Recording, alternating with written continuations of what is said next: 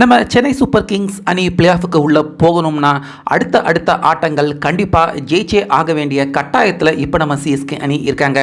இப்படி இருக்க குஜராத் டைட்டன்ஸ் அணிக்கு எதிராக வர்ற வெள்ளிக்கிழமை இரவு 7:30 மணிக்கு குஜராத் டைட்டன்ஸ் அணிக்கு எதிராக விளையாட போகிறாங்க.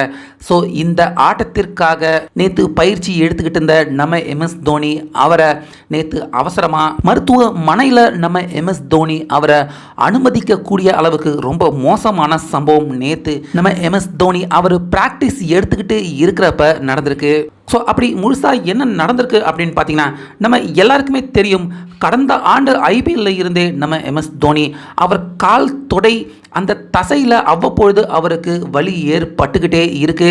இதனால வழக்கம் போல அவரால் ரொம்ப வேகமாக ஓட முடியாமல் சில இடங்களில் கால் நொண்டிக்கிட்டே நம்ம தோனி நடக்கிறத கடந்த ஆண்டு IPL இருந்து இந்த ஆண்டு IPL வரைக்கும் நம்ம தோனி அவர்கிட்ட பார்த்துக்கிட்டு தான் இருக்கோம். அதனால தான் இந்த ஆண்டு IPL கூட பார்த்தீங்கன்னா அவர் கரெக்டாக 19 இல்லைனா 20வது ஓவர் மட்டும்தான் பேட்டிங் பண்ண வருவார். 2 ரன்கள் நம்ம MS தோனி அவரால் ஓட முடியாது.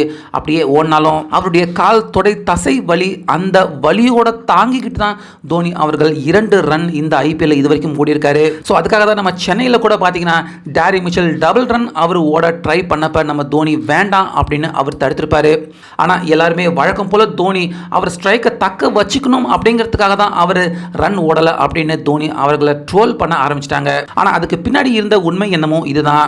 இப்படி இருக்க 2 ஓவர் பேட்டிங் பண்ணுறது கூட பெரிய கஷ்டம் கிடையாது. ஆனால் அதுக்கப்புறமா 20 ஓவர் நம்ம MS தோனி உட்காந்து எந்திரிச்சு அவர் கீப்பிங் பண்ணுறது தான் அவருக்கு ரொம்ப பெரிய அளவில் கஷ்டமான வேலையாக இந்த ஆண்டு IPL இருந்திருக்கு. ஸோ அந்த வகையில் நேற்று அகமதாபாத் கிரிக்கெட் ஸ்டேடியத்தில் அதே போல் நம்ம MS தோனி அவர் கீப்பிங் ப்ராக்டிஸ் எடுத்துக்கிட்டு இருந்திருக்காரு. அப்போ அவர் உட்கார்ந்து எழுந்திருக்கிறப்ப அவர் கால் தசை தொடை வலி அவருக்கு ரொம்பவே அதிகமாகிருக்கு. அதாவது ஒரு மாதிரி காலை நகட்ட முடியாத அளவுக்கு கால் பிசங்கி போன மாதிரி ரொம்பவே தோனி அவர்கள் வலியால் துடிச்சிருக்காரு.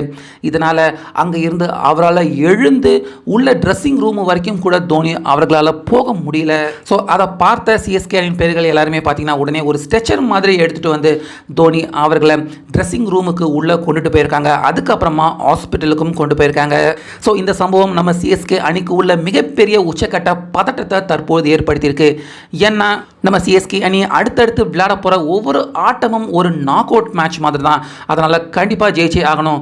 ஸோ இந்த சூழ்நிலையில் தோனி அவர்களுக்கு இப்படிப்பட்ட ஒரு நிலைமை ஏற்பட்டிருக்கிறது. தற்போது அடுத்த ஆட்டம் நம்ம தோனி விளையாடுவாரா விளையாட மாட்டாரா அப்படிங்கிற உச்சக்கட்ட பதட்டம் பார்த்தீங்கன்னா நம்ம CSK அணிக்கு உள்ள இப்போ ஏற்பட்டிருக்கு. ஸோ அந்த வகையில் கடந்த 2 வருடமாக வலியை பொறுத்துக்கிட்டு அப்படியே நம்ம CSK அணிக்காக விளையாண்ட நம்ம MS தோனி இப்போ குஜராத் டைட்டன்ஸ் அணிக்கு எதிரான ஆட்டத்திலையும் அதே போல் அவருக்கு காயம் இருந்தாலும் அந்த வலியை பொறுத்துக்கிட்டு விளையாட போகிறாரா, இல்லை அட்லீஸ்ட் இந்த ஒரு ஆட்டமாவது அவர் ஓய்வு எடுத்துக்க போகிறாரா அப்படிங்கிறத நம்ம எல்லாருமே பொறுத்து இருந்து தான் பார்க்கணும்.